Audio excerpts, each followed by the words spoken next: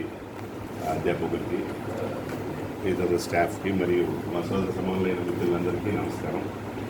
కాలాతీతమైంది, ఎందుకంటే యాక్చువల్గా ఇట్లా అనిపిస్తే మార్నింగ్ బ్రేక్ఫాస్ట్ నుంచి మిడ్ నైట్ డిన్నర్ వరకు పెట్టుకుంటే సరిపోతుంది మనం వచ్చేట్లు ఒక రోజు.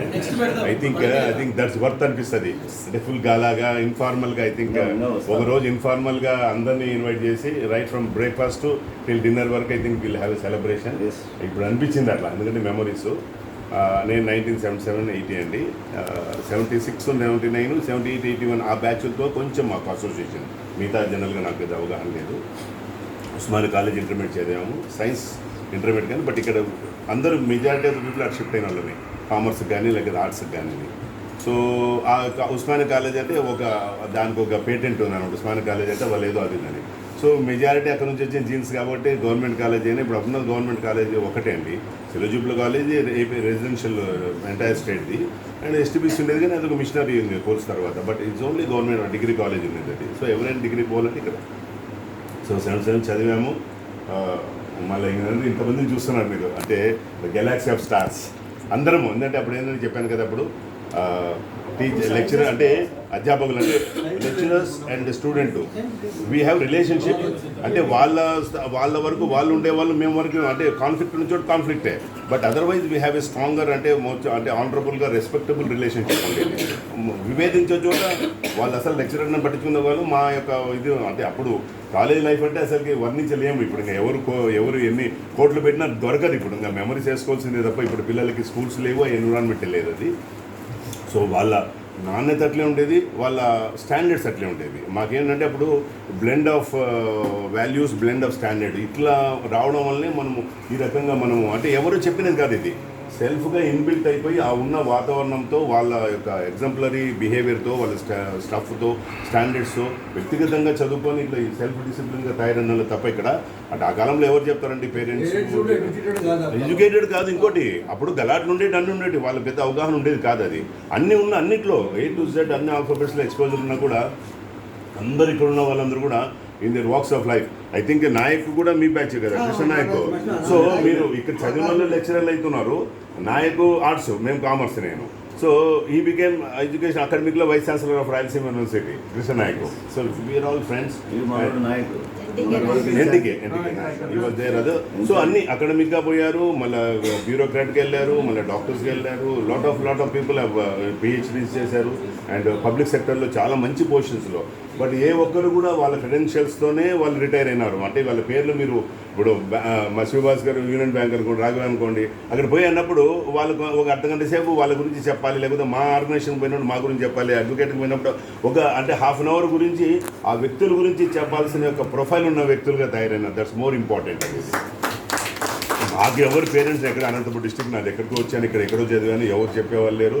ఏదైనాము అప్పుడు మాకు ఉస్మానియా కాలేజ్ వర్సెస్ ఇక్కడికి స్పోర్ట్స్లో సో అక్కడ ఉన్నాయి కాబట్టి వాళ్ళ గ్రౌండ్కి పోతే ఇంకా మనము ఆ జులుంతో మనం అక్కడ నుంచి వచ్చిన బ్యాచ్ ప్రోడక్టే కాబట్టి we use to win over only by దాదాగిర్లు, గల్లాట్లు ఇవన్నీ చేసేవాళ్ళము. మాకు రంగారెడ్డి ఎవరో మాకు పీడీ ఉండేవాడు స్పోర్ట్స్. సో ఇలా జరిగింది. యూనియన్ ఎలక్షన్ కూడా ముందున్నాయి లేదు తెలియదు, కానీ అప్పుడు 77లో మేము రంగపల్లి నిలబెట్టడం అయింది. అది కాలేజ్ వాజ్ సంథింగ్ డిఫరెంట్ అది. Okay.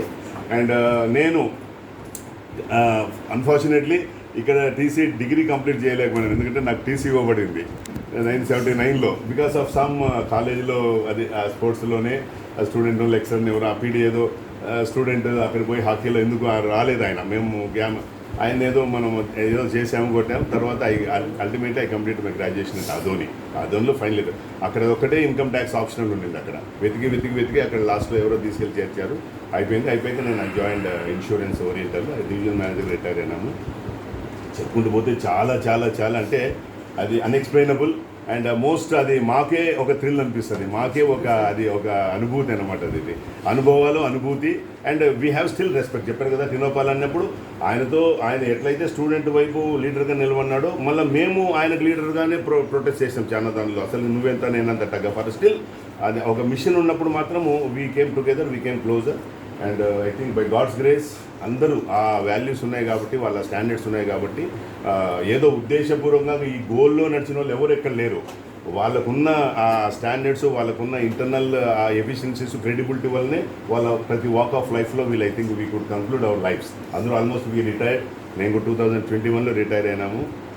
Still we release college అనగానే మేము 77 వెనక్కి వెళ్ళిపోయాము.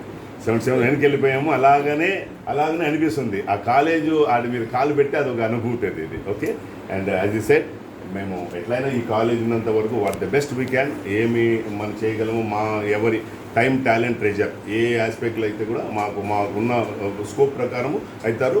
ఎవరికి స్కోప్ ఉన్న కాడికి టాలెంటో ట్రెజరు టైము చేసి will make it and monumental. ఎందుకంటే మీరు అంటే కదా రస్తా ఇవన్నీ దీనికి ఒక డెఫినేషన్ అంటూ కావాలి, లేకపోతే అన్యాక్రాంతం అయిపోతుంది. స్థలం ఉంది కాబట్టి గవర్నమెంట్ ఎవరో ఏదో మాట్లాడతారు.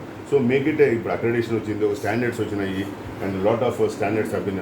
నేను even I was a member board of studies in సిలోజిబుల్ college for 3 years. So for ఇది మన ఫైనాన్షియల్ మన సెల్ఫ్ స్టడీ దీని కామర్స్లో. Okay. And I was in Lions Club also. So thank you very much for all the friends. ఎందుకంటే ఒకరోజు మాత్రము అధ్యక్ష, ఒకరోజు టేకే అందరినీ పిలుద్దాము. Morning 7 or 8 o'clock breakfast join అవుదాము. విల్ హ్యావ్ ఏ అట్లా కూర్చుందాము, సరదాగా చేద్దాం, ఫోన్ చేసి ఈ నైట్ డిన్నర్తో celebrate. Yes, informal, it's only informal meeting. Informal meeting అది ఓకే. ఆ రోజు అంటే సో దట్ నేను అందరూ ఎవరి పరిధిలో వాళ్ళు, దేవేవి కళాకారులు ఉంటారు, కల్చర్లు ఉంటారు, పాట పాడేవాళ్ళు, ఎవ్రీవన్ లెట్ దెమ్ ఎంజాయ్ అంటే go back to their olden days and get back to their memories. అది ఓకేనా. Thank you for this.